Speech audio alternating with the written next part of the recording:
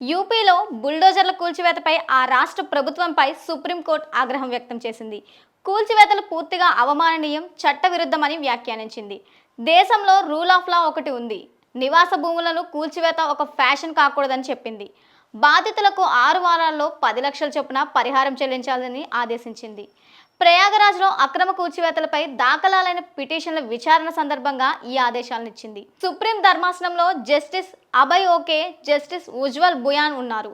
2023లో police ఎన్కౌంటర్లో మృతి చెందిన గ్యాంగ్ స్టార్ అత్మిక్ అహ్మద్కి చెందిన భూమిగా భావించి అందులోని నివాసాలను రాష్ట్ర ప్రభుత్వం తప్పుగా కూల్చివేసిందని బాధితులు తమ పిటిషన్లో పేర్కొన్నారు. వారిలో ఒక న్యాయవాది, ఒక ప్రొఫెసర్తో పాటు మరికొందరు బాధితులున్నారు. ఉత్తరప్రదేశ్లో ఆక్రమణల తొలగింపు కార్యక్రమంలో బుల్డోజర్లు తమ పూరిళ్లపైకి దూసుకు వస్తున్న సమయంలో 8 ఏళ్ల బాలిక ఇంట్లో నుంచి తన పుస్తకాలను తీసుకొని పరుగుపెట్టిన వీడియో అందరినీ దిగ్భ్రాంతికి గురిచేసిందని సుప్రీంకోర్టు వ్యాఖ్యానించింది. ప్రయాగరాజ్లోని అంబేద్కర్ నగర్కి చెందిన జాలాలాల్పూర్లో పూరిళ్ల తొలగింపు సందర్భంగా ఈ సంఘటన చోటు చేసుకుంది.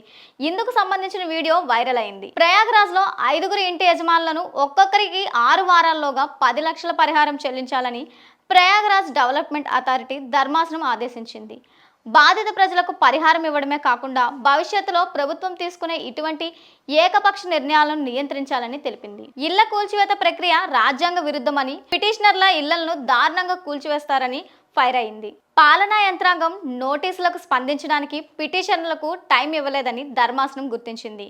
ఆశ్రయం పొందే హక్కు, రూల్ ఆఫ్ లా వంటివి దేశంలో ఉన్నాయని, ఇలాంటి బుల్డోజర్లు కూల్చివేతలు సమాజానికి తప్పుడు సందేశాన్ని ఇస్తాయని కోర్టు తెలిపింది.